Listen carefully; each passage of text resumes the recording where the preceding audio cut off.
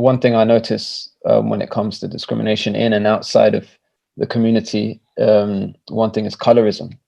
Colorism plagues our communities very strongly, and I think what I notice when coming from, like, say, the boomer generation, they still have in their mind the indoctrination and the culture of wanting to whiten their skin more and more, and wanting to straighten out their hair over the generations.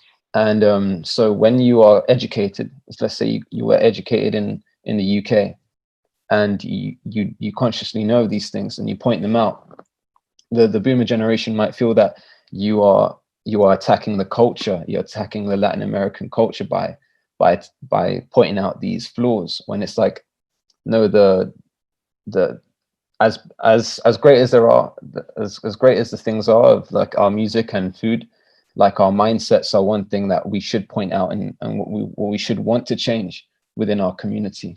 On that notion of colorism, what came to my mind was assimilation.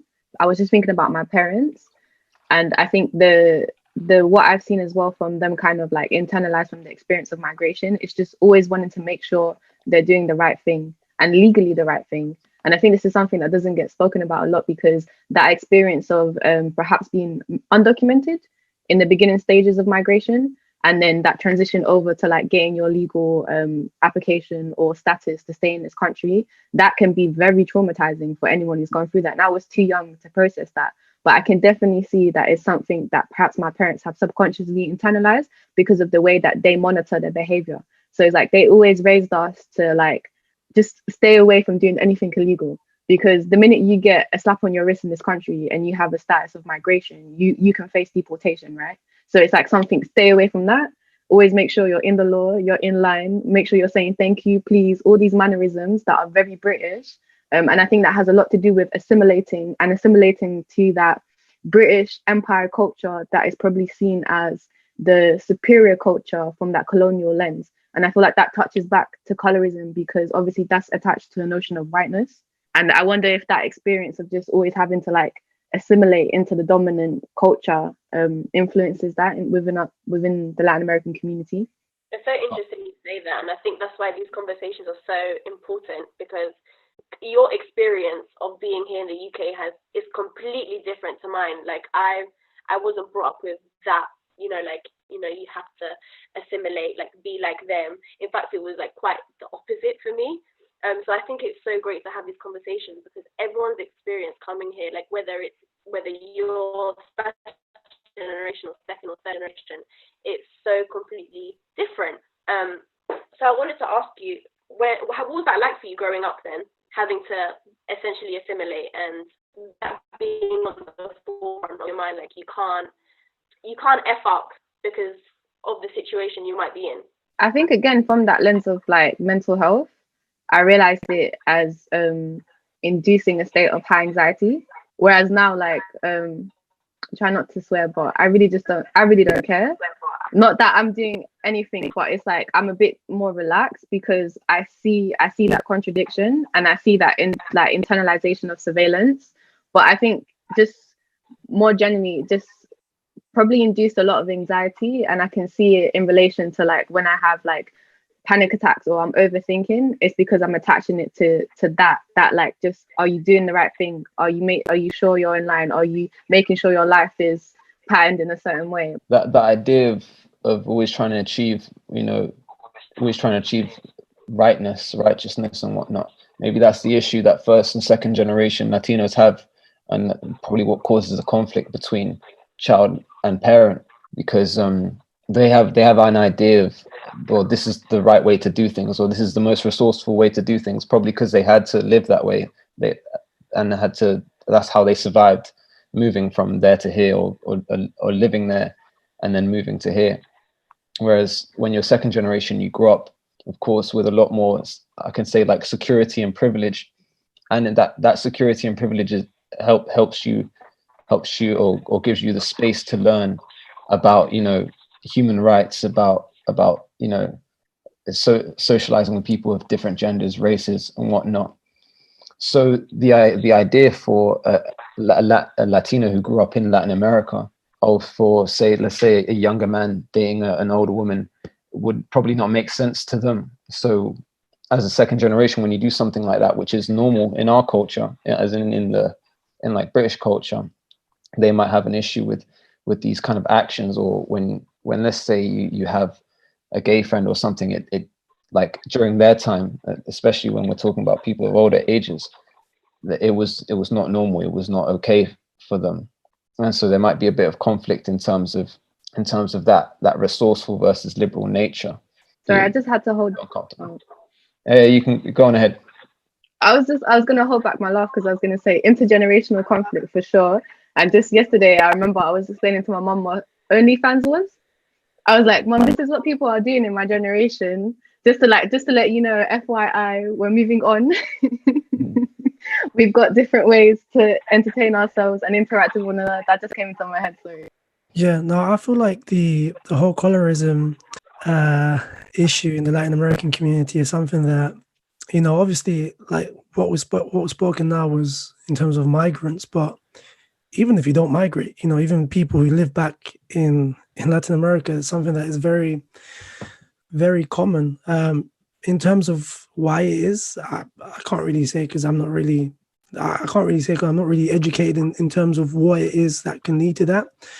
But it definitely is an issue, and it's something that has also come over in the UK as well from some of the communities, people in the community. Like, for example, in terms of colorism, not even so, it can be colorism. So, for example, in Ecuador, let's say if someone is more of indigenous sort of heritage, you can see how the system, even in that same country, will sort of try and sort of pressure that group and will try put them down.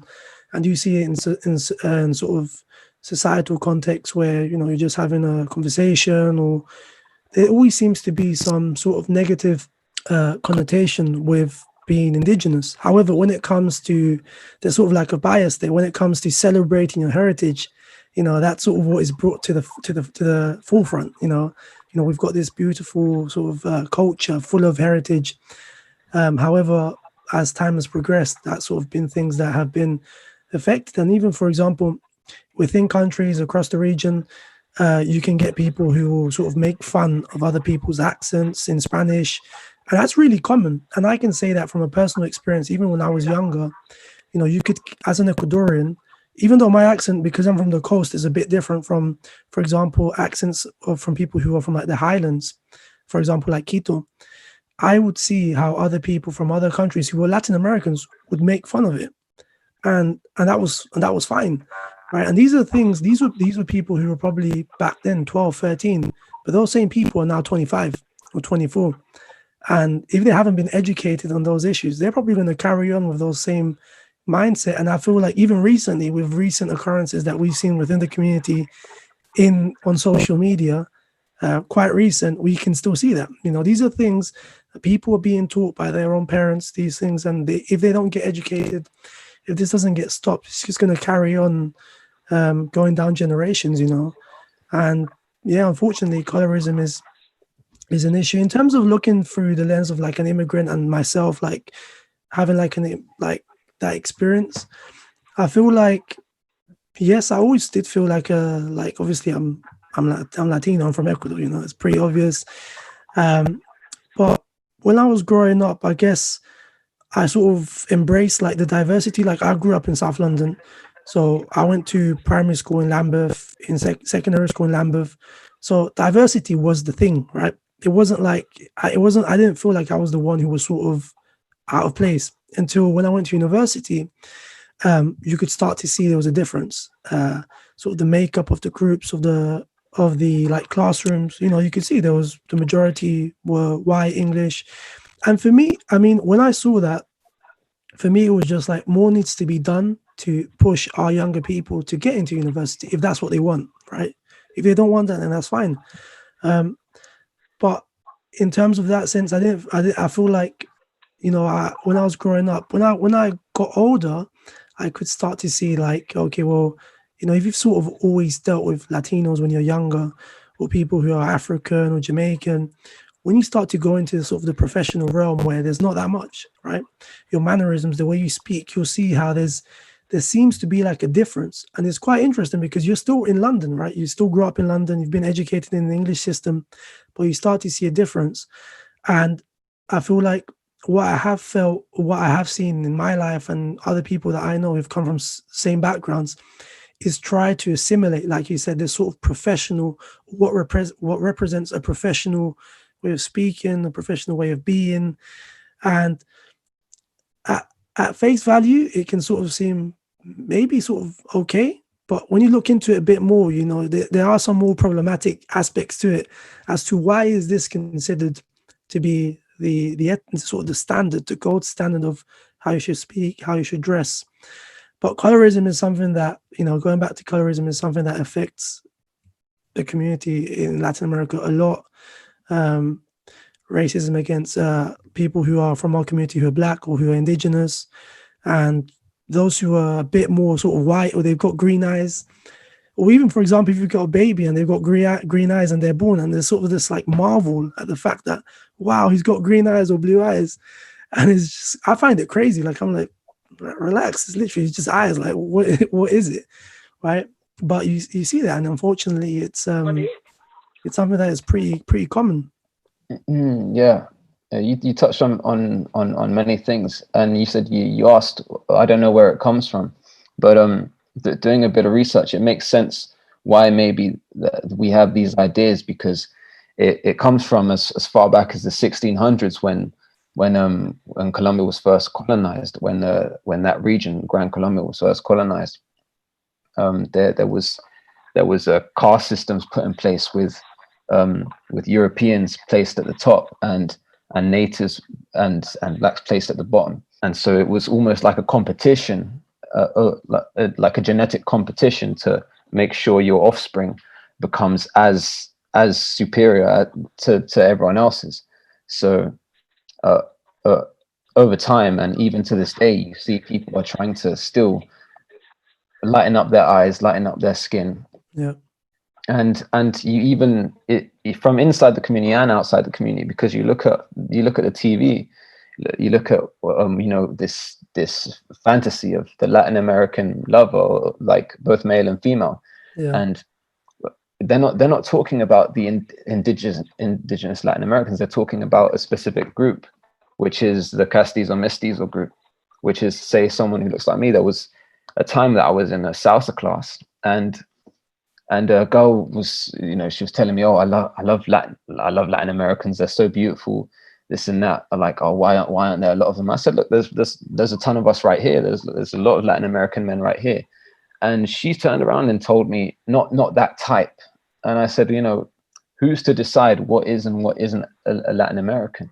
You made a really good point about what makes a Latin American. And for example, me and my sister were actually talking about it yesterday, where South America and a lot of the Caribbean as well, and North America are places where like race has become so deconstructed. You no longer can sit there and say, what race are you? Because South America is completely mixed. We don't even, if you ask me now, what race am I can't tell you because I just don't know.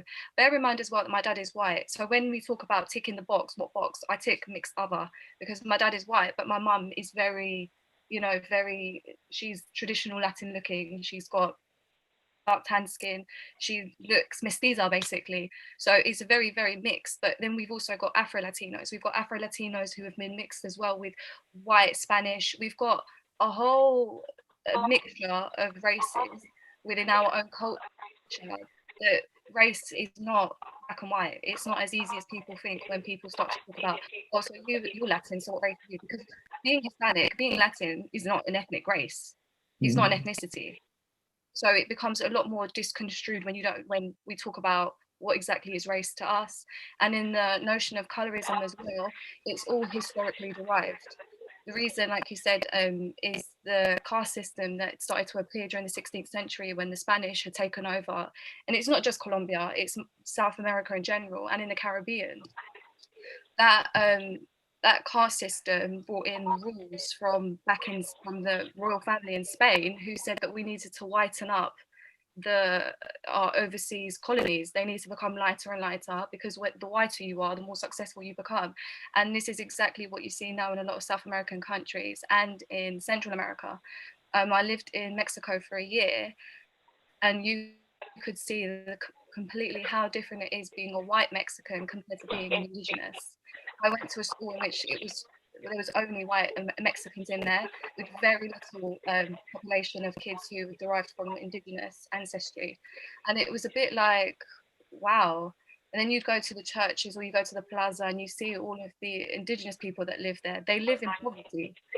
And then you speak to people about it in Mexico, and I don't think they understand just how bad it looks. It's awful. And these are the first people of that nation. It's not like these people, they are migrants. These people are they're First Nations. They are first people on that land. And this is how people have been treated. Afro-Latino community is still not represented. And having seen what's going on at the moment with Black Lives Matter, and the fact that, the incident yesterday, our own community, where we're second generation or first generation, still have people who can denounce Afro-Latinos. Yeah. Just on that, like, I feel like, what you said when you were talking about the sort of how people in Mexico, like the people who are sort of whiter, they sort of, they lead different lives. Something that is 100% true.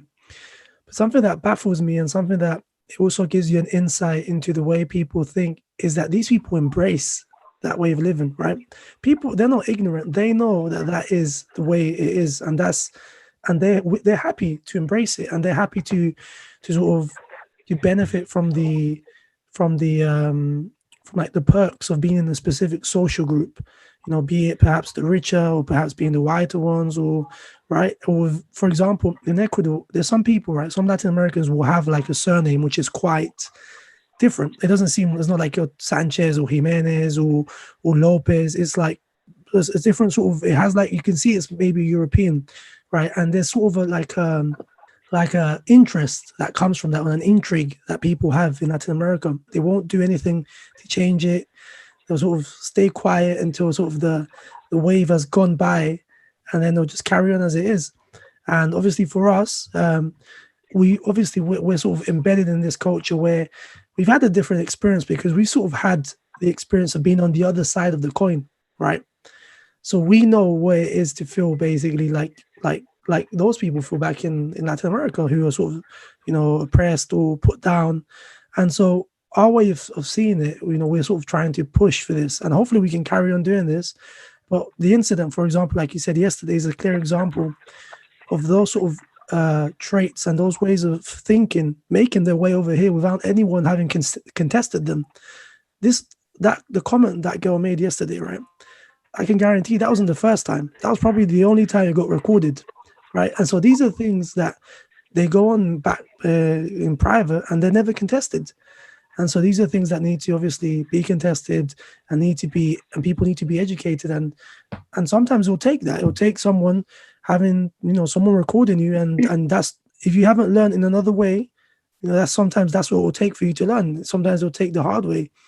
But these are things that we as a community, like, we need to obviously push against that, because as individuals, we obviously seem to sort of feel strongly about this.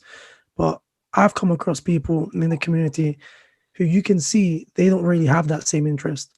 And even though they're second generation, they're people who've grown up here. They're still not that interested. They'll sort of benefit, or they want to embrace of the benefits they get from being a bit lighter, or speaking a certain way, or having certain color of eyes. And that's fine, embrace yourself as a person, but don't embrace it in a way when you know that what you're embracing, you're pushing someone down on purpose. And that's very different. Yeah, exploiting your privilege, really. And do you know what? I really just want to, firstly, I'm going to insert the clip so that viewers know what we're talking about, because I thought that was disgusting. And one thing I want to touch on is, for her, probably in her world, it didn't seem racist because it's so embedded in our language. Like, for example, my dad the other day said something that left me so shocked, which for him was normal because he lives in Colombia and he's only here temporarily. But for me, it was such a shock. He said, voy a trabajar como negro, which means I'm going to work like a black person. And for me, it was like, you don't understand the deep connotation behind that, and like the racist roots that are underneath all of that. Like for you, great, you're not racist and you don't understand what you've just said because that's how you've grown up. But one thing that I've really started to do in my family and with the people around me is really pull them up on things that might not occur to them as racist or colorist. And it's just, I feel like that's something that we have to do as a community, is really, like, with love, of course, pull people up on what we're saying, because sometimes we don't even think about these things. Like, we have so many sayings like, we need to better the race, like mejora la raza, or better the race by making it lighter, marrying someone lighter skinned than you, or like, you mentioned Diego, about people with green eyes. It made me laugh because my dad has green eyes, and I grew up really wanting green eyes because I thought, oh my gosh, like, I would be so much prettier if I had green eyes. And I would even wear these stupid contact lenses all the time.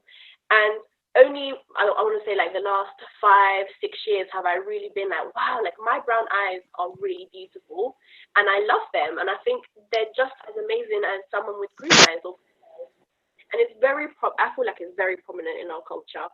And it's, well, my opinion is that because our culture has been so extremely westernized, and we don't embrace our indigenous roots, our African roots. It's like we kind of just disregard it because there's this notion around the world, not just in Latin America, but everywhere, that light skin is better, there's more power to it. People even say, like, oh, why do you talk white? Like, we hear it all the time because there's this association with white being, like, powerful and educated. And no, like, there's so many people within our community that are so incredibly educated. And I just quickly want to say that since I've started doing this cleaning job, I've noticed, like, the amount of people that come here who are, like, I want to even call them, like, overachievers, people that are overqualified for the job. And I can't even imagine the whole aspect of mental health around that, like doing a job where you're overqualified, and it might be something silly like a language barrier, or like my mom is a doctor by trade, and she ended up cleaning for a little bit. So did my dad, even though they were so overly qualified, because they had to, like, redo, like, the whole examinations and make sure everything was like qualified over here. And it's just it's something that's not addressed, and I think it's not just in our community, it's in other communities where you come as an immigrant. But yeah, I think that there should be more support around language, whether that's, I don't know whether there should be like a campaign around, or a charity around supporting people to learn the language, because sometimes you can't just come to a country where you don't have anything, you might not even have a community here. How are you going to raise funds if you can't really work? And I don't know, if you're fleeing, if you have political asylum, or, things like that. I wanted to just comment on a few things, but let me see if I can link them together. I tend to call myself a creative these days because my thoughts are, like, all over the place, so bear with me. But I'm happy that the caste system came up, and specifically that focus on colonization in Latin America. And I think just, like, the fact that the process of colonization was really the birth of capitalism. It was the birth of this kind of, like, market logic, and that's what it's always been tied to. And just seeing how that's, like, maneuvered in different contexts, I think is important to reflect on. But there's one thing that I keeps coming up, is the discourse of mestizaje, mestizo. And I think it's important to unpack this, and it'll be interesting to see how this becomes unpacked in the UK context, because there's part of that is a reality, right? Like we said, a lot of us have mixed ancestry and heritage. So a lot of that identity is a reality. We are of mixed heritage, but that isn't the true reality. And I think seeing how that was used historically by governments in Latin America, that's where it becomes important to unpack it, because a lot of that mestizaje discourse was used for nationalism at the expense of erasing indigenous and Black narratives within Latin America. So when we use it for ourselves, we have to put it under this lens of making sure that we're critical towards it. understanding that we are a byproduct of colonization, and some of us might contain colonizer and colonized ancestry. But how do we unpack that within our communities and actively, like you said, holding up our privileges, and understanding where we stand in a racialized context? And just because I find this interesting to know, but I think it's good for all of us to know as well. There was a lot of policies. I was looking at Venezuela particularly, but I think this is true for Brazil, and it probably is across Latin America. But there were policies passed like maybe in the 1950s, 60s that were particularly to whiten the population, blanqueamiento. And it's important to know that because a lot of that political interference comes from the West. So Latin America never really had autonomy and independence. It was always really controlled by the elites of either Europe or America when US imperialism started to grow. So when you see those blanqueamiento, those whitening legislation that was passed, this was legislation that was passed in countries to make sure that there was more migration from European countries such as Spain. And that's why we have a lot of European population, not just from colonization, but from this legislation as well. So yeah, I just wanted to mention that because I'm still trying to unpack it. And I just wanted to pose that to everyone, and I guess anyone who might be listening to this podcast, just to, as we continue with this this pride around Latin American heritage, how do we make sure that that pride isn't also repeating the same mistakes that are coming from Latin America? So as much as I recognize myself as a mestiza because of my ancestry, I'm starting to move away from it just a little bit because I understand it's problematic when we see it as a collective, this is who we are. And then just bringing it back to the BAME and the context in the UK, this is why the BAME I just particularly don't like, because it actually doesn't make sense if you think about it. Black, Asian, minority, ethnic, yeah. When we think of ethnicity and ethnic minorities, ethnicity is a focus on culture. It has nothing to do with race. So yes, Latin Americans are an ethnic minority because our culture, our Spanish, our Portuguese, our different languages, our different food, that's a minority within the UK context. But as a race, we don't, that doesn't insert, because we encompass BAME. That's who we are as a race. We encompass European, African, and indigenous ancestry. So when we see the acronym BAME, it's actually a contradiction, because Black here is presented as a race, but it's not presented as an ethnicity. And then Asian, and then minority ethnic. So just, yeah, that's something that needs to be deconstructed as well. Just see like the kind of errors that we carry over amongst our thinking, because mestizaje, it can be a reality for us, but remember that Latin Americans are not a race. So yeah, I think I'm done ranting now, sorry. This country tends to want to like just kind of simplify everything. We tend to think, oh, the Black culture, the white culture, when it's like it's like, no, you can be, you know, you can have whatever culture you want and be a different color of the so-called culture that owns it, which is a bit difficult. And even the experience that one of you said about being made fun of for like a complexion or accent, and it's like we judge each other on our different dialects and our different ways of being, and it's almost like we are doing it to ourselves now. And we're kind of keeping this colorism and this tribalism going, and it's up to us. And even as you said, like to try not let ourselves be so blinded by our pride, by our national pride, to ignore these problems, because I think that's what tends to happen. We tend to think, oh no, we're amazing, we do this and that, and it tends to happen a lot. Like personally, I experienced that a lot with Colombians, where they're so prideful in their heritage, which is great, but sometimes they let that stop them from seeing the realities of things that we need to deconstruct in our culture and our history. Agree. I feel like, Priscilla, you brought up so many interesting comments, and something that I really, really understand you a lot on is the fact that as Latin Americans, we are a byproduct of colonialism, especially when we talk about mixing about our heritage, in the fact that some of us could be indigenous, Black and Spanish white from los conquistadores and all of that. And I find it so interesting because when I done my dissertation, which was on the experiences of indigenous people during the colonialization, it really brought me to the fact that yeah, I love being Colombian. I'm proud, happy, whatever. But it really brings to you the detrimental things that went on during their past. What I am today as well. It makes me feel a bit like, whoa, like my culture, where I'm from, my identity, a lot of it is it's been tragic, basically. And if you think about Colombia's history, especially, most of it from the 16th century to now is a tragedy. And that, well, like me being as well half Portuguese, so half white European, it makes me even feel like I'm basically the colonized and the colonizer.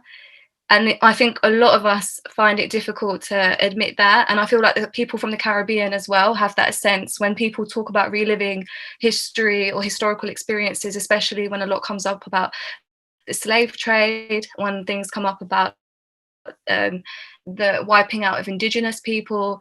It really begins to for you to understand just exactly who you are today is a mixture of what went on in the past, and it's something that Latinos do need to come together and educate each other on.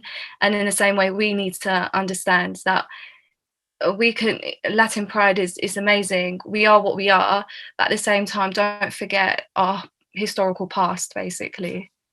You guys know Ateye? She posted up this post yesterday just talking about cognitive dissonance, and I was like, oh my god, yeah, like you've hit the nail on the head. We do have like this we've disassociated ourselves from our indigenous roots, our African roots, and our European roots. And it's just like this, all of this is what makes us. It's our cultural makeup, it's who we are. And having said that, it doesn't define us as something in particular. Like we, at any given point and at any given time, have the possibility of creating ourselves in whichever way that we want.